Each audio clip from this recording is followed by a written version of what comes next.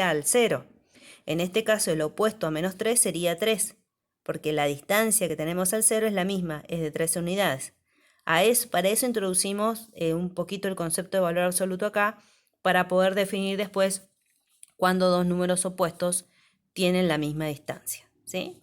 Entonces después acá hay una actividad bastante sencilla, donde me dice dónde ubicaría, en términos generales, dónde yo estaría ubicando tenemos del 0, 1, el A, ¿dónde tendría que ubicar en este caso el A más 1, que es el siguiente? ¿Sí? Tenemos que ubicar el A más 1, el menos A y el menos A más 1. Entonces, si yo tengo el A que es acá, el que le sigue va a estar a la derecha de A, ¿sí? Va a estar por acá. Para eso necesitamos que nos den esto como dato, que es nuestra unidad, ¿sí? Para poder decir, bueno, ¿cuál es el que le sigue? Porque como estoy trabajando con los números enteros, en este caso voy a tener A más 1, va a estar ubicado acá. ¿Por qué? Porque le estoy indicando esta unidad. Esta unidad es la que me dice dónde me voy a mover, ¿sí?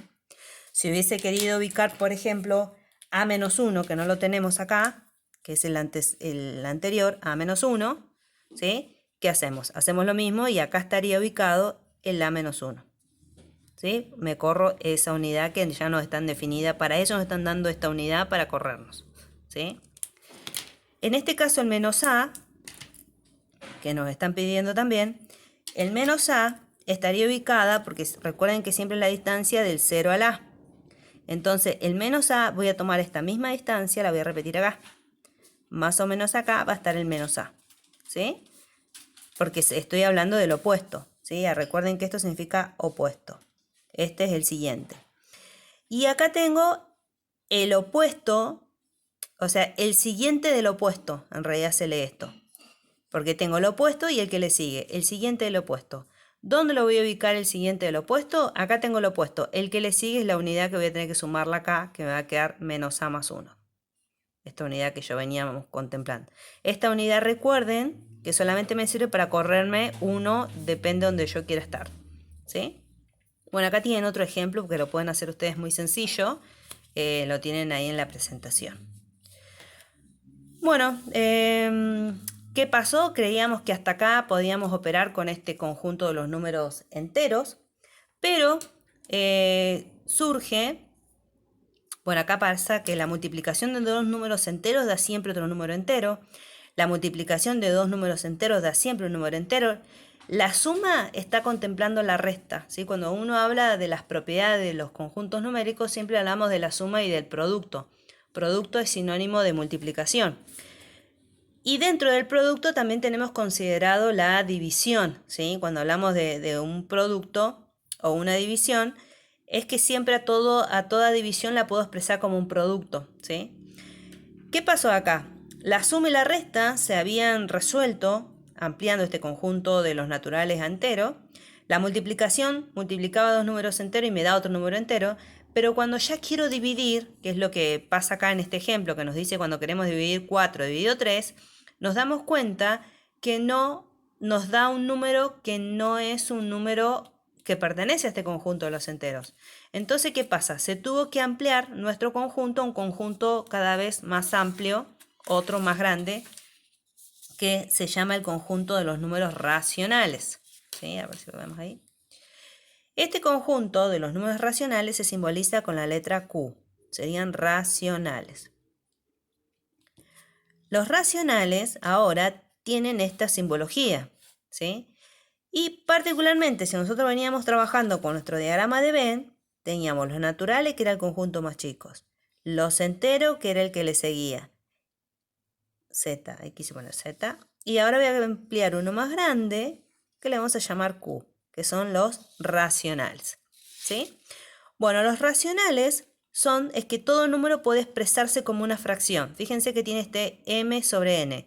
Dice que a todo número, ¿sí? Tanto m y n son números enteros, siempre que n sea distinto de 0, todo número lo puedo escribir como una fracción.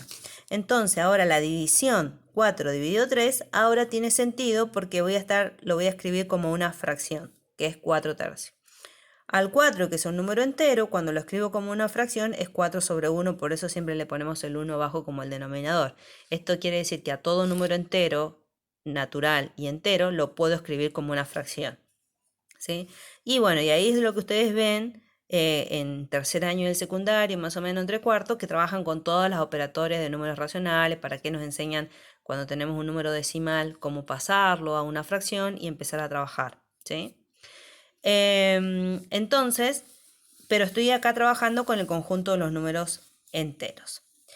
Bueno, racionales. ¿Qué propiedad tienen los números racionales?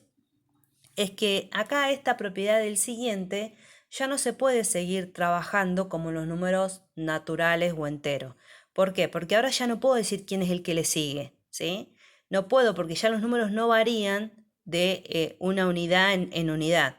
Y acá es donde nos aparece esta propiedad que tiene que los números racionales, que dice que si siempre entre dos números racionales yo puedo encontrar siempre un número que esté en la mitad. ¿Qué quiere decir esto? Que si yo tengo dos números racionales, A y B, siempre voy a encontrar uno en la mitad que se obtiene sumando este más este, dividiéndolo por 2 y obtengo este que está en la mitad. Ahora, si yo a este quiero mirar la mitad que hay acá, voy a encontrar el que está acá. Ahora entre esto, la mitad es esta. Entre esto, la mitad es esta. Entre esto, la mitad es esto. Y así indefinidamente. Esta propiedad que se escribe de esta manera matemáticamente, que sumamos los extremos y los dividimos entre 2 y siempre va a estar entre A y B, dice que entre dos números racionales distintos existen infinitos números racionales. Es imposible determinar cuántos números hay entre este y este. Hay infinita cantidad acá adentro. Por eso yo no puedo decir cuál es el inmediato siguiente. Esta propiedad es la que nos dice que este conjunto Q se llama que es un conjunto denso, ¿sí? Porque no puedo determinar cuántos números hay entre dos números racionales, ¿sí? Entonces, acá es donde decimos que Q es un conjunto denso. Obviamente no tenemos ni primer ni último elemento, es un conjunto infinito, pero es muy denso y acá la propiedad del siguiente y del anterior no se pueden resolver. Cuando ustedes resuelvan algunos problemas en el práctico, cuando les hable del siguiente es porque estamos trabajando con los números enteros. No estamos cuando tienen que traducir, por ejemplo, un problema en una fracción y les habla del siguiente o del antecesor, para que ustedes tengan su noción, se van a estar ubicando en el conjunto de los números enteros, no los números racionales. Por lo tanto, la ecuación, cuando yo quiera resolverla, como resultado va a tener un número entero, ¿sí? Bueno, pensábamos que ya teníamos todo resuelto, incluyendo este conjunto de los enteros, pero cuando empezamos a aplicar operaciones y empezamos a ver la potencia y la radicación, nos encontramos con un caso particular que surgían números